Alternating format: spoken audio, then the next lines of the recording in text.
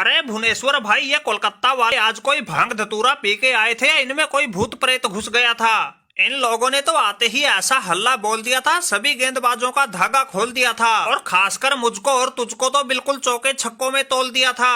अरे Marco Jansen भाई, क्या बताएं, हमें भी कुछ समझ में नहीं आए। अरे तुम्हारा तो फिर भी 3 ओवर में ही पीछा छूट गया था, लेकिन कप्तान साहब ने मुझसे तो पूरे 4 ओवर करवाए, जिसमें मैंने 51 रन लुटाए। और मैं तो भाई उस बैल बुद्धि आंद्रे रसल को फंस गया था, जिसने मेरे ऐसे तोते उड़ाए, उसका नाम सुनते ही मेरा दिल घबराए। उसने तो मुझे ऐसे आड़े हाथों लिया, 4 ओवर में ही 51 रन ठोक दिए, लेकिन विकेट एक भी नहीं दिया। अरे भुवनेश्वर कुमार भाई, ये मार्को यानसन उस पागल फिल साल्ट को फंस गया। उस भूत बाबा ने तो मेरे साथ ऐसा सलूक किया, 3 ओवर में ही 40 रन ठोक दिए, लेकिन तुम्हारी तरह विकेट मुझे भी नहीं लेने दिया। अरे फिल साल्ट भाई, माना कि 2024 की आईपीएल के लिए किसी टीम ने तुम्हारे ऊपर बोली नहीं लगाई थी, तुम बिना बिके ही रह गए थे, इसलिए ज्यादा गुस्से में थे। लेकिन भाई अब तो वो गुस्सा थूक देते, क्योंकि तुम्हें जैसन रॉय की गैर हाजिरी में कोलकाता वालों ने अपनी टीम में शामिल कर लिया। अरे अब क्यों गेंदबाजों का काल बने हुए हो? अरे तुमने इस लंबे तगड़े मार्को जॉनसन को भी नहीं बख्शा, 1 ओवर में तो तुमने छक्कों की हैट्रिक ठोक डाली। जिस मार्को जॉनसन की तन तनाती गेंदों से तगड़े बल्लेबाजों के भी पांव कांपते थे, तुमने उसकी ऐसी कर दी बदहाली। वो रन भी खूब लुटा गया और विकेटों से भी रह गया उसका हाथ खाली। अरे मार्को जॉनसन भाई, ये तो शुक्र मनाओ हमारा वो सुनील नारायण गलतफहमी की वजह से रन आउट हो गया, फिर उसके बाद विकेटों की लाइन सी लग गई, इसलिए ये फिल साल्ट थोड़ा ढीला पड़ गया।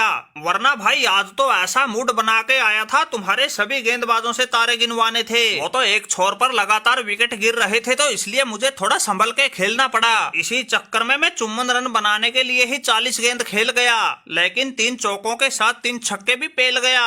अरे भाई फिल साल्ट, माना कि आखिरी तक आते आते तुम्हारी पारी तो ठीक ठाक ही साबित हुई, लेकिन इस रंगीले रसल का क्या करें, जिसने 25 गेंद में ही नबाद 64 रन ठोक दिए, चौके सिर्फ 3 लेकिन छक्के 7 लगा दिए, मार मार के सभी गेंदबाज बावले बना दिए, और भुवनेश्वर कुमार जैसों के तो कोहनी तक के हाथ जुड़ा दिए। अरे भाई आंद्रे रसल, मुझे तो ऐसा लगता है तुम उस दानव प्रजाति से हो जिसकी सूर्यास्त के बाद शक्तियां 4 गुना बढ़ जाती है, और वो इस मैच में हमें देखने को भी मिली। अरे भाई थोड़ा बहुत तो रहम कर लेते, हम भी तुम्हारी तरह इंसान ही थे, क्यों ऐसे कहर बनकर टूट रहे थे? खासकर इस भुवनेश्वर कुमार को तो बिल्कुल जचाकर ही कूट रहे थे, मेरे तो तुम्हारे सामने आने से ही पसीने छूट रहे थे। अरे भुवनेश्वर कुमार भाई, ये तो शुक्र मनाओ हमारा वो रमनदीप सिंह थोड़ा जल्दी आउट हो गया, वरना मैं और वो मिलके एक साथ 5-7 ओवर खेल जाते तो तुम्हारा ऐसा हाल हो जाता जो तुम्हें सपने में भी नहीं सोचा होगा। माना कि मैंने और फिल साल्ट ने मिलके तुम लोगों की जमकर कुटाई की है, लेकिन भाई तुम हैदराबाद वालों की खबर लेने में कोई कमी कसर उस रमनदीप सिंह ने भी नहीं छोड़ी थी। उसने भी 17 गेंद में ही 35 रन बनाए थे, चौका सिर्फ 1 लेकिन छक्के 4 उड़ाए थे। और देख के हमारी ऐसी ताबड़तोड़ पारियां तुम्हारे वो 20.5 करोड़ वाले कप्तान पैट कमिंस भी घबराए थे। ये तो तुम्हारी किस्मत ही अच्छी समझो, जो हमारे मिडिल ऑर्डर के 5-6 बल्लेबाज तो 2.5 का आंकड़ा भी नहीं छू पाए।